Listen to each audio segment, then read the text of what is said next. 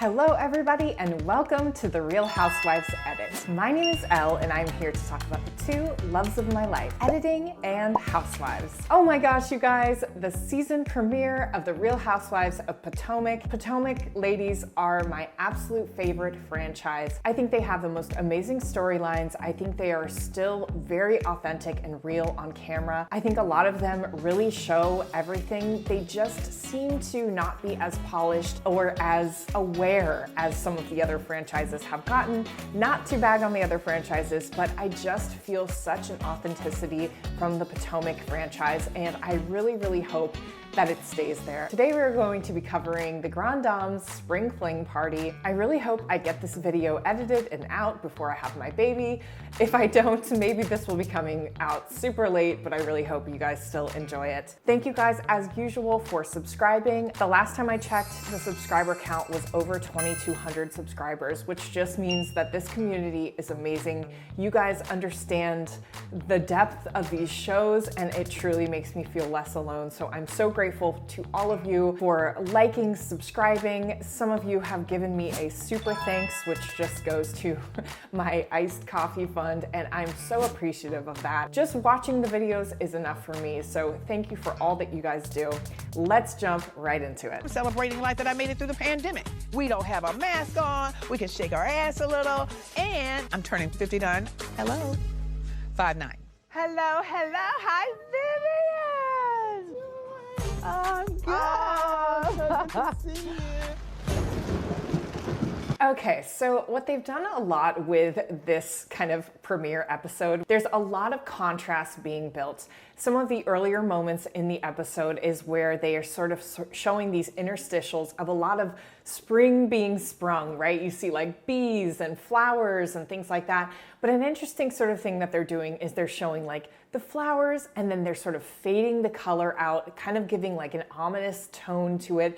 And then the color comes back in. That's really just a clue to the audience, sort of like, not everything is as it seems. I think that's the message they're trying to show, like beautiful spring flowers, but under the surface. So the same thing that they're doing here with this party. So they have, you know, a friend of Karen's coming in, she's excited, the music is kind of, you know, lively and exciting when the friends start coming in. Then they cut to outside of the place and the clouds are rolling in. You hear the thunderstorms start. We have a light moment inside, contrasted with not everything is as it seems, which honestly in Potomac is just such a perfect sort of thesis for the entire franchise. Like all these ladies doing their thing and they're gorgeous and all this stuff, but there's so much brewing under the surface, which is exactly how we like our housewives. Oh my God, I can't get enough of this franchise. Spring fling in the rain, honey. I think we're gonna have to close the windows. Yeah, can we close though? Thank you. Right, so now they're in this moment of the thunderstorm, Gizelle coming in, there's no music, they cut to Karen, she's trying to do damage control on the inside of her spring fling party. Thank you. My intention was for this to be an open space, not a hurricane. Did you come up with this idea? I did, the cherry blossom. What in the tarnation? Hello. Okay, so now we're back to the lively music. The guys like, you know, putting the windows back in, and then they're showing the drinks being poured, things like, okay, we're fixing it, we're fixing it. That's what I love about this franchise in general is, oh my gosh, everything's perfect. Wait, it's not so perfect. Things are not so great. Oh, but let's just, you know, throw a sheen on top of it and everything's gonna be fine. What I love about these ladies so much is they're always fighting to get better. They're always fighting for improvement. I really think that this cast is just a cast of fighters, and that is really compelling to watch. When you watch characters constantly fighting their own emotions, fighting their own storylines, you know, the whole Ashley Darby of it all being like, we're stronger than ever, you know, when Michael's cheated on her 40,000 times. That's like that sort of fighting, sort of like delusional mentality that we just love in our housewives. And here we're seeing it kind of, you know, represented by this, there's a storm outside, but don't worry about it. We're fixing it, we're fixing it. How you doing? I am fantastic. How are you? I love it. I love it. Is this spring fling enough? Spring kickoff, you're killing it. How's your invite? Oh my God. She said in the invitation, no fits, no feuds. I meant that. Maybe we can just stay in the love bubble. Okay. kidding. Okay, so they're starting this out. They're really setting the stage with Gizelle coming in and kind of clarifying, you know, are you sure you meant that? And the Grand Dame is like, yes, I meant that. I want this to be easy breezy. But of course, us as an audience, this is a great place to kind of start the party because we know that there's going to be something that's going to go down, especially if Gizelle is asking that in the beginning, almost asking permission, like, am I allowed to, you know, go after people? I know she's not really asking permission, but it's sort of like a hint and sort of a foreshadowing to what's about to come. So that's why the editors left that in. Again, you guys know they have so many moments that they get. I mean, they probably had 4 hours of footage and they had to put it into 13 minutes. Every single line, every single frame, every single reaction shot you see, none of it is wasted, you guys. If they have 4 hours of footage and they can get it into 13 minutes, they're building something with very little time, so no frame is wasted. Wow. Very good. You guys having fun? Okay, so I love that little chyron with this woman coming in, Jacqueline, who, I don't know, maybe she's going to be a friend of, I'm not really sure, but they do say in the chyron, they say Mia's best friend, and they put it in quotation marks, which I thought was really interesting.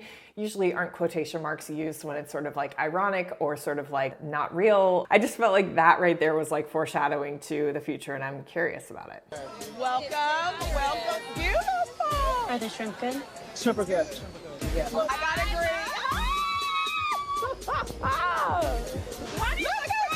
So the windows are finally being fixed, you know, people are filtering in, the shrimp are good, like all the moments are light, they're easy. They're kind of setting the stage for us for not only like, you know, some light moments because we're about to hit heavy stuff, which you guys know, but also like they want to sort of set the scene as a party that maybe we would want to go to. Oh my gosh, shrimp that taste delicious, beautiful women, beautiful cocktails. There is some wish fulfillment that goes on in these shows, and they do this stuff to give us a sense of like what it might be like to be there. Look at you. I met Jacqueline through Mia. She's very smart. She's fun. Y'all did not disappoint, okay? And she's a fierce friend to Mia. But I like it. I love this. Oh my. Okay, so I guess we're kind of introducing Jacqueline, I think, as a friend of. So she's a friend of Mia's. Karen is sort of giving us the rundown of her. She's saying she's a fierce friend to Mia, but she likes it. She's a fierce friend to Mia. But I like it. She shouldn't have to qualify that. I think what she's trying to hint at and why they left it in is maybe this woman like rides for Mia no matter what.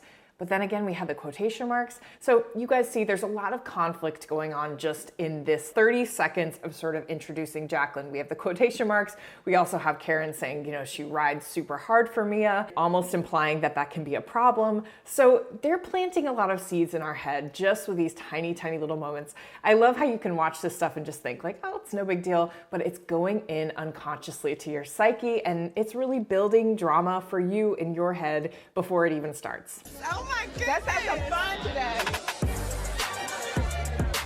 Nice little vibe you got going on here, Karen. I thought of Tulum, Mexico when I come here. Have you been here before? Yes, and Raven too. Now, when your 24-year-old daughter says it's okay, then that's a fun spot to go to. Right. So. How's she doing? She's busy in New York. Okay, so they have, you know, this conversation between Karen and Gizelle, who obviously they've had their moments in the past of not being like the most friendly to each other. They've had their moments, but I know they are like the best frenemies that we can have on our TV. They're talking about their kids. I love this, I call it like the ring cam shot. Basically, it's just like an overhead shot. It's a little bit of a cheaper camera, I can tell just in the quality of it, but it's really to show the scope of the entire party. Either it's like a corner, like kind of stick up cam or something like that, but it's showing like there's a lot of people there, people are mingling. It's to give us some space and kind of pull us out of it. Anytime you see a really wide shot, it's really to give us some breathing room, especially if we're kind of going from one person to the other person to the one person. Sometimes we can lose like, where are we in space and time? What does this place look like? So they'll pull out to a wide shot to show us the entire landscape, but also it helps them, they can kind of manipulate the dialogue and make the conversation go quicker when they do that as well. I'm headed up to help her pick an apartment. Nice. Yeah. She's so happy. And she's a smart girl.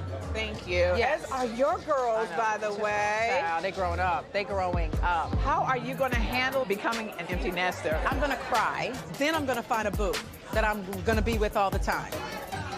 By the way, let's talk. Okay, so I just, on a non-editorial moment, I loved, there was this other part where Gizelle, oh my God, I literally like felt my face like gonna cry. I'm just pregnant. When she talks about her daughters here, it's like a moment between her and Karen. And then there's another moment in the episode where she's in the confessional talking about how her daughters are like, they have a routine and that they're almost like out of that routine because the girls are growing up. And then she's like, okay, I'm done. She does not like to get vulnerable, but I think her family, her daughters is something where she is her most vulnerable, which I just think is, I just love Gizelle, you guys. She's like one of my favorite housewives. I feel like she's so layered. I know a lot of people love to hate her, but I just think she's so amazing.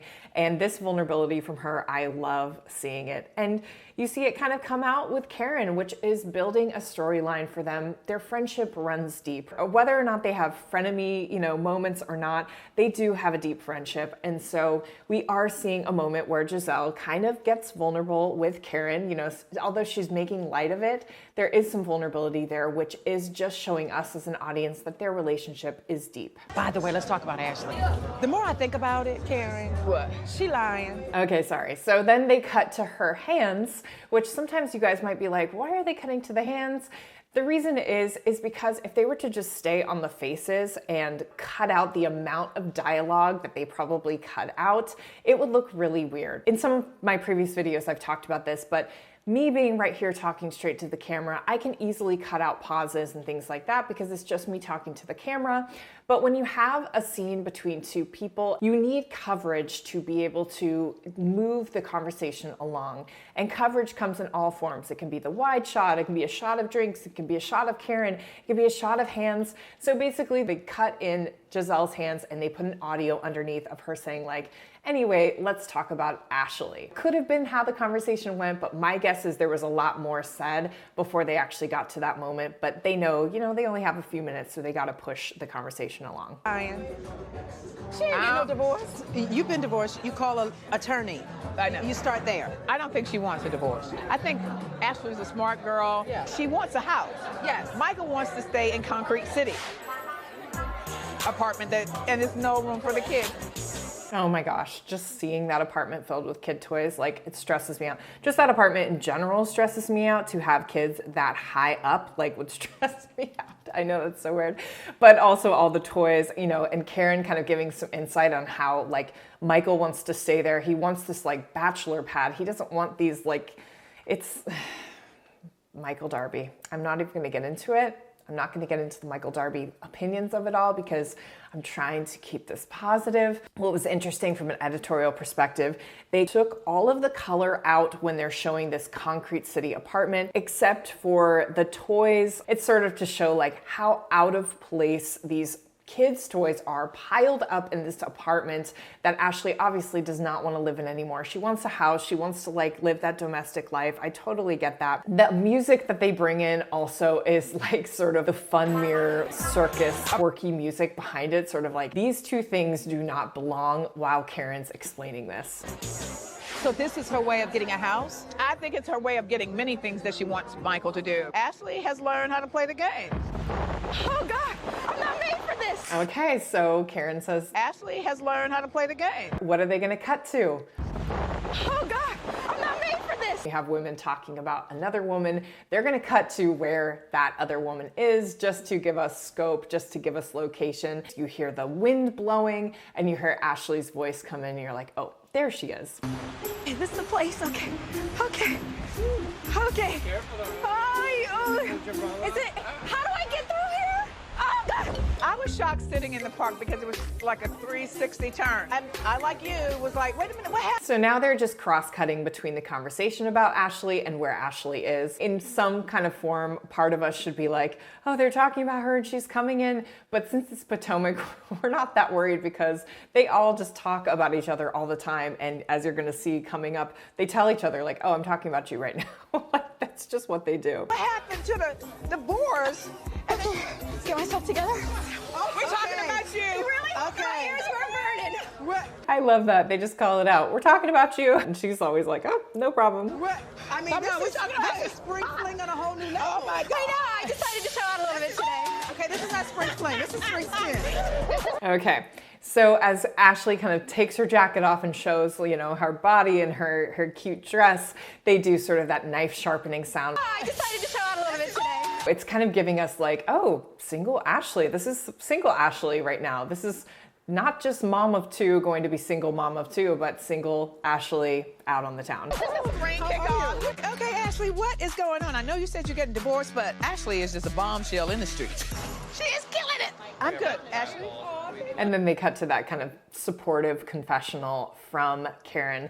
Now, again, what I loved so much about this scene was it was setting up all of the storylines that we saw in the Potomac trailer. If you guys remember in the trailer for the actual season, they kind of talked about how Ashley's like, you know, she's dating people. She's kind of a different woman now without Michael. This is kind of setting up that storyline, right? Karen's talking about her. Gizelle's commenting on her body. They're kind of like, whoa, this is like a new Ashley. We love it. So we're setting up this storyline, which is going to be going forward, hopefully, where we get to see a little bit more of this Ashley. And also when they show, you know, Karen and Gizelle talking about her divorce and how it's kind of weird, we know that that's going to be another storyline. No, wait. How are we feeling these days? You know, I'm still going through it a little bit. Okay. I found a house Congrats. That was quick. That was super quick. in Arlington. Okay, so you hear the music kind of coming in, creeping in as she says that, I found a house. Congrats. That was quick. prompting us as an audience like, we're not sure how to feel about that moment. Like, should we feel good about that moment about her finding a house with Michael? Or should we be like, I'm not sure about this. I don't really like this for her. She seems a little trepidatious to tell them. So the music's sort of trepidatious. It's all kind of working together to give us sort of a feeling of like, we're conflicted about this whole thing. Housing market goes so fast. So You made an offer. yes, I made an offer. And did you make it in the LLC with Michael or by yourself? I made it in the LLC By yourself. with Michael. This is not no damn So divorce. that's what me and Karen, that's what me and we're Karen were talking about. saying. This is not no All divorce. right, all right. You did say you're getting a divorce. I said I was separated. Okay, so again, you guys, this scene is just really setting up storyline for moving forward. There's nothing better than scenes that set up storyline, especially as a season premiere, and I think Potomac does that so well. They always get right to it. You know, in Beverly Hills and stuff, they have to kind of put in a lot of filler. It takes a long time to get up to things because it's almost like shaking a can of soda or something. Like they shake the can of soda so long before they open it and it explodes. Franchises like Potomac, where you have a little bit more authenticity, a little bit less sheen, a little bit less like I'm trying to watch my reputation on this show, they get right to it. They shake it up and they open it real quick. And that's really what this scene is doing. No, you said you're getting a divorce. I said I'm separating from Michael. I said I'm leaving Michael. You and Michael are getting a divorce. And it's true. We are. Okay, you said you. Okay, so I loved that little flashback. Instead of just doing what they would normally do, which is like a flash transition to a flashback of the scene, they actually have freeze frame on Gizelle, like almost like she's thinking. They put the little flashback kind of next to her as opposed to filling the screen with it. So it's almost like it's in her head replaying, which I thought was just kind of a cute, fun little editing trick that they decided to do. That wouldn't always work with flashbacks. You know, some flashbacks, it's not just about one person, it's flashing back for us. But in this instance, since it's kind of like Gizelle's rethinking over the moment, like, no, wait, no, but you did say that. They put it right next to her, almost like it's like a thought bubble. Me and Michael are divorcing. Giselle, how can I divorce if I'm not separated? Are you just separating or are you divorced? Well, you have to separate for a year in the state of Virginia. Going towards the divorce. Yeah. I have to be separated first. Okay, so then they cut to Karen, they do that exact same thing. It's almost like the flashback is like a thought bubble. Karen doesn't even say anything, she's just thinking about it. They're kind of making Gizelle and Karen like us because Ashley's totally backtracking on everything she said in that scene, and both of these women are thinking about it, and their faces are so emotive. The editors just couldn't help but do sort of a fun editing trick with that. Did you use the D word with Karen? We all interpreted divorce.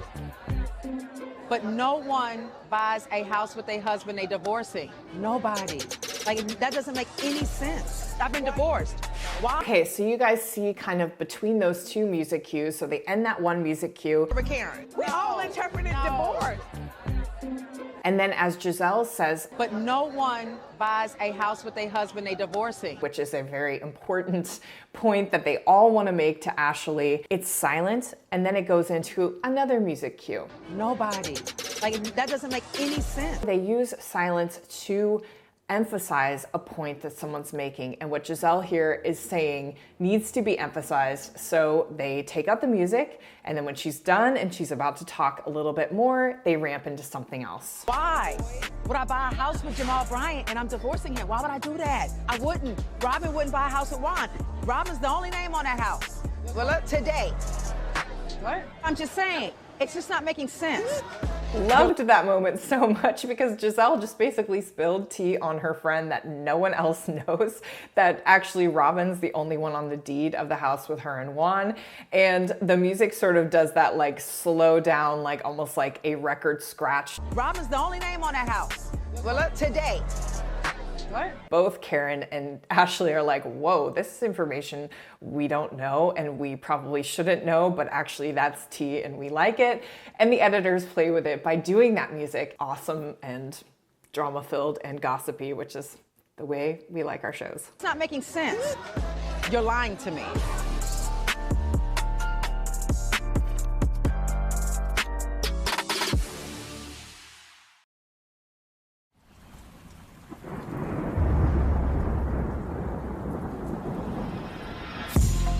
Okay, so there's an example of sort of that interstitial where they're showing those cherry blossoms and then they kind of fade out the color and then they bring the color back in. And that's that exact thing I was talking about at the beginning of this episode, sort of like not everything is as it seems. It may look beautiful from the outside, but underneath the surface, you know, it's raining, the colors faded out. There's a little bit of a, ominous music going on. That's kind of what they're doing with that. No one buys a house with a husband they divorcing. Nobody. Like, that doesn't make any sense. You're lying to me. If there's anyone that I'm the most transparent with, it is you. That is true. Now, the closer and closer that I get to moving out, things are really starting to become more real. Okay. And it does make me think like, am I doing the right thing? I mean, I woke up like Okay. this.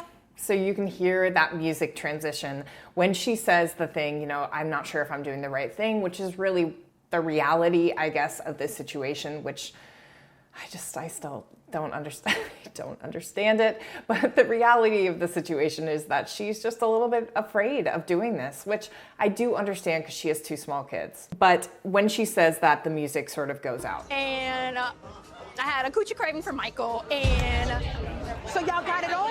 I swear. God. Okay. I'm not going to talk about that moment because it was shocking and I didn't like it. My favorite part of that moment was Karen's reaction and the sound effect that they put on her reaction. And Karen is growing on me. I know a lot of people loved Karen from the start. I was always a little bit slow to warm to Karen. I really like her. I think I would really like her as a person, but I did feel like she was playing at being a housewife in some moments. I feel like she was sort of at the beginning a little bit into like playing the role, and which is one of my least favorite qualities in a housewife. And I feel like as time's gone on, she's gotten more comfortable in just being herself. And some of her reactions are just so funny to me. And that one right there gave I give up. And the music cue kind of went along with that as well. I swear we have not. We have not. Just saying, if I have one, If you get a coochie craving and you and Michael get it on, the time then starts over for the separation. okay, that's fair. You cannot have sex with him. Well, get a dildo. Okay. Karen's reactions, again, are so priceless there. And the reason they're showing them, not only are they funny, but they're anchoring us because they must have known while they were editing this, everyone is going to feel the way Karen feels in this moment. There's just not a chance in the world that anyone is hoping that this marriage works out, not just because of the Michael Darby of it all, but the fact that he's cheating on her. He's in such arrested development. He's I don't know, 50 something years old, and he still wants threesomes. He wants this life that maybe was great for single in your 20s, and he's hanging on to it with dear life. That's why I feel like none of us are rooting for this marriage to move forward, because there's nothing moving forward. He's trying to hold her back. Remember those scenes from last season where he was telling her, like, I'm so happy that your body's getting back to where it was after she had literally just had a baby? I was like, this is something that like a 27-year-old would say, you know, and regret it later. You are too old to be saying things like that. Like, he's just, okay. He is not someone that we are rooting for her to continue to be with, right? So, of course, the editors are showing Karen feeling that as well. No, you're confused. Just get a bag of chips and some popcorn. Snack on that. Ashley, listen, you got your own That was just too cute. That was all I had to say. coins now. You probably can't buy the house that you can buy with Michael. Let me just break it down for you. Okay, Karen. So I'm not mad with you for getting what your children need, okay? I'm not sure Michael should be on that deed. No.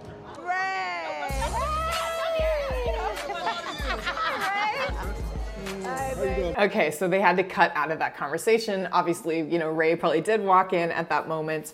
I love their love. I think it's sweet. I know he's not perfect, and we had some moments last season. I do think they're in transition as a couple, and I'm loving it. Anyway, he walks in, sort of breaks the tension of that conversation, although there wasn't really tension. Karen and Gizelle are being good friends to Ashley, I think. How you doing, baby? What's up? What's up? What's up? Hey, you're looking good, baby. Hey, I'm trying to hang in there. Nice. I'm trying to hang with you guys. Yes, honey.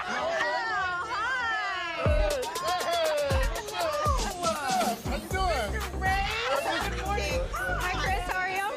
I don't know if it's me, but do you guys feel like Giselle's energy is like lighter this season? Like, I feel like although she, you know, she's gonna have feuds and she's gonna be her shady, messy self as she typically is, I just feel like her energy's lighter. Like, there's something more open about her in this season. The reason I bring it up is because the editors are cutting to her a lot in moments where she's smiling and laughing. I know the whole Jamal of it all was really hard on her. I don't know if maybe the daughter's getting older and her being a little bit more vulnerable for that. There's something about her this season that's lighter, and I think the editors are alluding to it a lot by cutting to a lot of these moments where she's got like a smile on her face that isn't strained as I've seen it in previous seasons. Hey, how are you?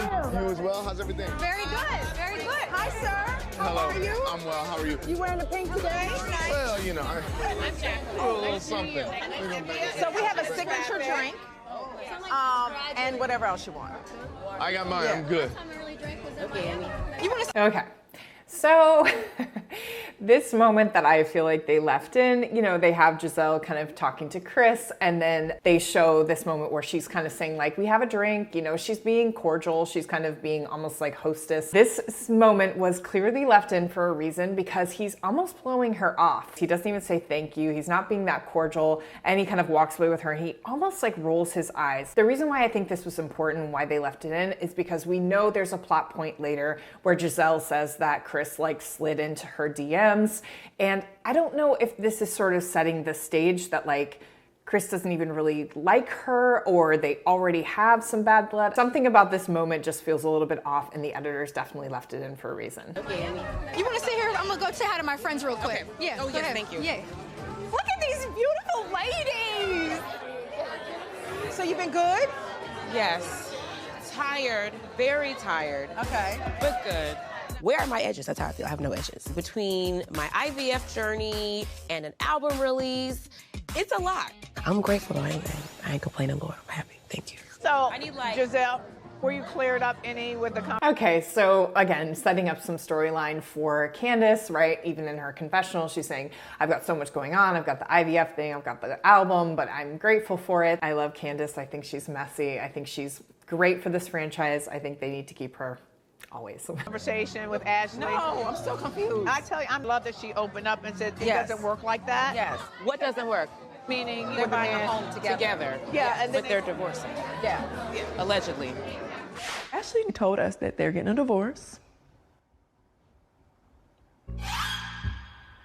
What? Yes. And okay, so a nice flashback, right? They're really hinting to us that it's a flashback because the color totally changed. They almost put this like sepia tone on it. They faded a lot of the color out, and it's a scene between Robin and Candace where they're talking about the divorce. When Candace's face is like, wait, what? There's no music. And then when her mouth opens and she does a big reaction shot, they put this big sound effect in there to emphasize her reaction and really show that she's totally surprised. Also that she's out of the loop. You know, everyone else knows and Candace doesn't. She's actually getting it from Robin just several days earlier. And yeah. It's not adding up. Yeah, it's not gelling for me. I said to Robin, if you're getting divorced, I will throw the divorce party. Get away from him. She's better than this man. I am elated at the thought of getting to know Ashley in a place that excludes her crusty ass, pus-filled, ass-grabbing husband. Cheers to the freaking weekend and to the divorce of it all. Well, Okay, so setting up storyline for basically Candace and Ashley's reuniting. She brings up those champagne glass. They put like a sparkle in it in post-production and the little sound effect. This is again setting up storyline. You know, we know that Candace and Ashley kind of become friends in this season, which we would have never guessed from earlier seasons. And, you know, they're showing that Candace is basically saying like, I'm down for her as long as she's not with him.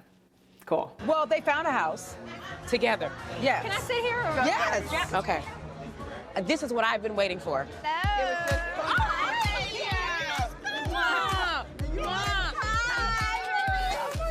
Okay, I literally hated this cut. I was so annoyed at this cut, but I also know it's what happened at the party. I'm guaranteeing it's what happened at the party. They would have never cut this out because basically Ashley comes over, she's like, can I sit down? Candace is already in the talk with Gizelle and Karen about the house and the kind of like, is this a divorce? Is it not? And then Candace says, This is what I've been waiting for. and then who comes in and breaks up this conversation but Escala? Escala, I'm sure she's a very nice girl, but she didn't do anything for us last season. And she's coming in and she's breaking up this conversation. I was watching this and I was like, just cut Escala out and get to the meat of what's about to come. But unfortunately, you guys watch. I'm going to talk to my friends because they think I'm being rude. Okay, do your thing. Do your thing. Where's my Robbie D? Where is Robin?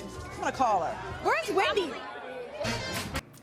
Gizelle, unfortunately, Karen walks away to talk to her friends. Candace wanders off to see Chris. We don't get that conversation. I wanted the conversation between Candace, Ashley, Karen, and Gizelle about the whole thing. I wanted Candace's input. I know we're gonna get more of it, but I wanted Candace's input just for this. I'm mad at Escala for that. You look good, baby. Looking like a snack. I think it's up here. What are you having? A cocktail? I'm not drinking, but I'm really cold, and a tequila shot would warm me up so nice. Okay. A peak moment. Hi. Hey, how are you? Good to see you. Okay. So we're getting Wendy's intro. They have some intro music for her, making it kind of lively and fun, like, oh, Wendy's here with Eddie. We're just introducing Wendy into it because what's gonna happen, we're gonna see some storyline kind of foreshadowing going on. Yes! Oh my goodness! How you doing? Very good. How are you? I'm so good, y'all. Good. So good. Oh, is that Gizelle? I haven't said hi. All right, let's call Robin and see if... No, thank you. No, thank you. No hugs. No hugs. Okay, so they cut to a shot of Gizelle talking to someone random, and then you hear Wendy say, you know, is that Gizelle? You know, I want to say hi. Now, who knows if that actually happened in that moment, but they definitely used that audio from her while they're showing Gizelle just standing by the bar because it's kind of giving us a hint about what's about to happen. No hugs. No hugs. How you doing? Oh, I'm beautiful. Good. I'm amazing. Good. I just want to say hi. Yeah, no touching. I'm good. Bye-bye. Gizelle is doing that and she's just being so outright just like rude to Wendy and saying like absolutely not, this isn't gonna happen. They cut to Karen's reaction shot, another friend's reaction shot. Now, that was the fakest shit I'd never seen. She don't shimmied me off her shoulder like a damn flea. Can we have a conversation? No, not Gizelle Bryant. Hug me? Girl, you spent a year trashing me and my family. Yeah, that's just, Giselle's not the one to mess with and then just expect to sweep it under the rug. Gizelle is not from Beverly Hills. My family. Imagine being with a man that consistently cheats on you all the time. Like, you know how low of a self-esteem you have to have? But the next time you see me, you want to try to hug me? No. That's not how it works in Giselle's world.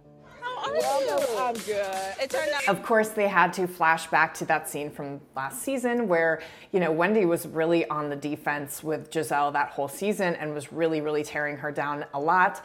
And so they have to show that because they have to show, like, this is what Wendy is coming off of. She hasn't even tried to mend it really before this, and Gizelle is just telling us that clearly, like, I'm not dealing with her. Turned out beautiful. How are you? Good. Where did we meet?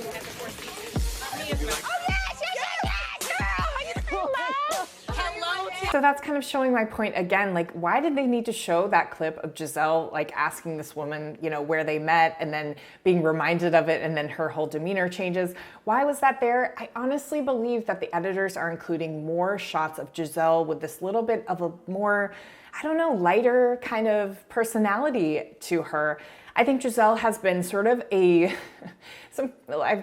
like I said before, a lot of people love to hate Gizelle. She's been sort of a villain character for a while, like a stirring the pot. Like, I've never really seen her as like a true villain, but she does stir the pot. She is very messy. People can not like her a lot. I do think that what they try to do on these shows is kind of show as the characters move and transition through roles. And I do believe they're showing some lighter moments of Gizelle. Maybe this season is going to be a lighter season for her. How you doing? Did you call me titty? I did. Did you squeeze it? That was you. Yeah, that was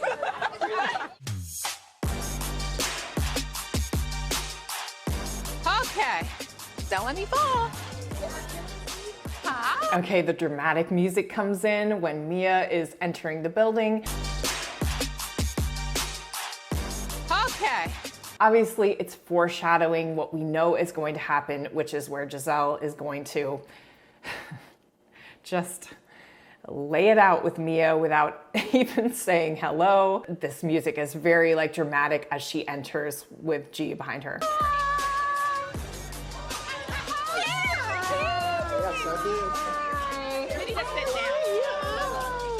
I've been meaning to call you.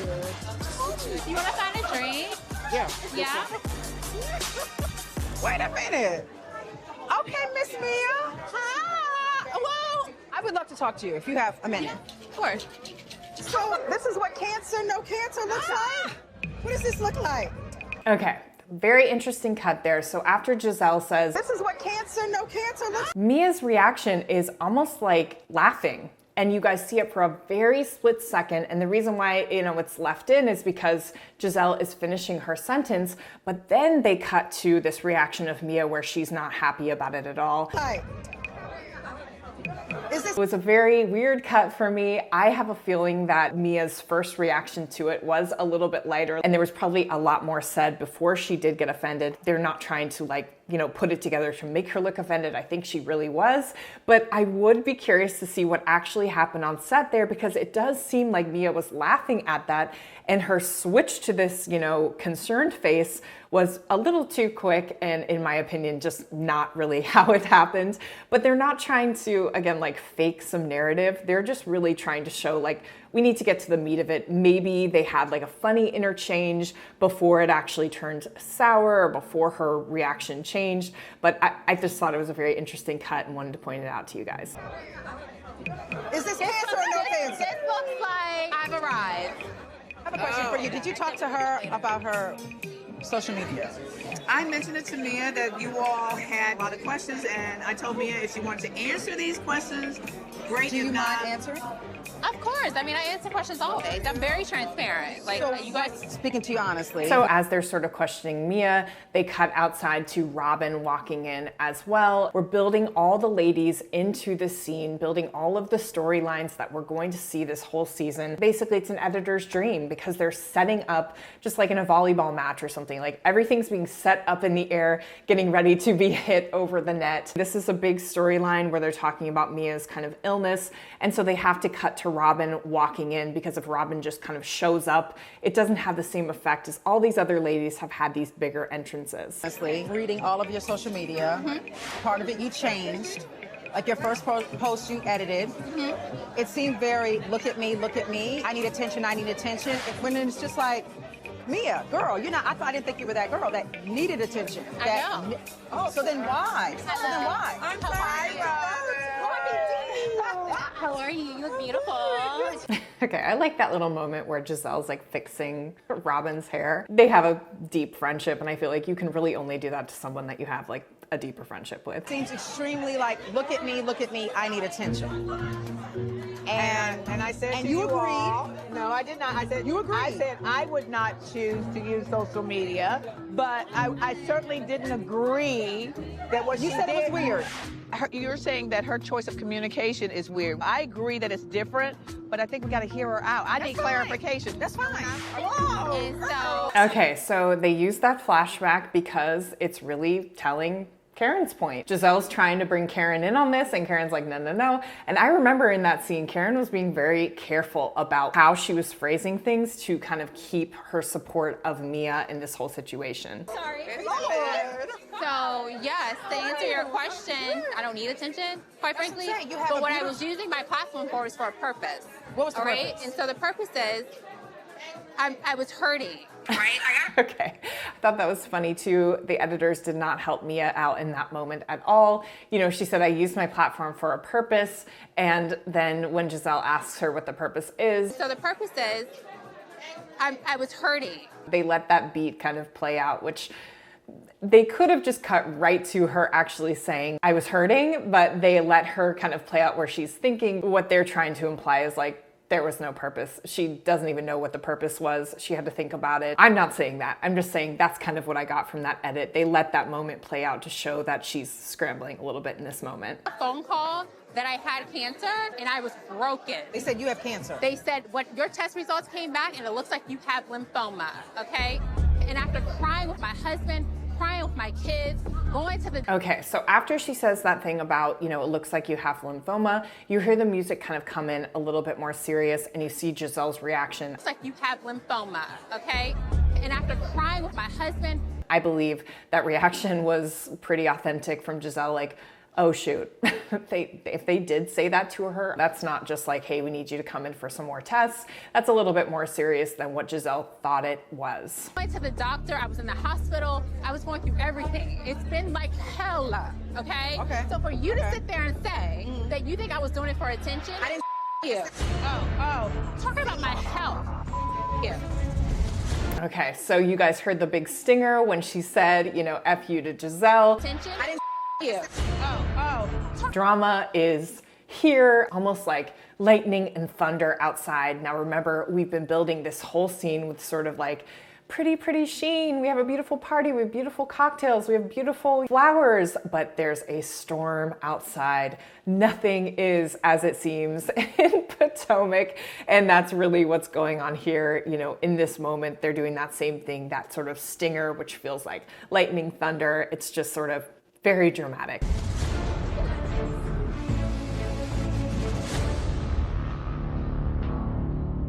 Great, and then they slam with this big sound with the to be continued. Which is exciting, but also as a viewer, I'm always a little bit like, to be continued, like what, is this party going to be continued? Like what are we going to do? That was pretty dramatic as it stood. Do we need it to be continued? You guys, I absolutely loved this episode. I really just wanted to break it down with you guys because I feel like that party scene, again, was an editor's dream because it really set up all of the storylines moving forward. It set up some character development. It set up some relationship development. It really was just like the perfect scene for his season premiere, and I'm sure they were just so excited that they got it, and they got all the ladies coming, delivering, you know, the promise of the premise. Everything that was in the trailer was addressed in this scene, and it's just so exciting. Such a good franchise, the one I look forward to the most. Thank you guys so much for watching, for subscribing, liking the video, really helps me out, and just watching, and your comments are amazing. Please keep your comments classy. I cannot wait to read them, and until next time. I had a coochie craving for Michael. What? Okay.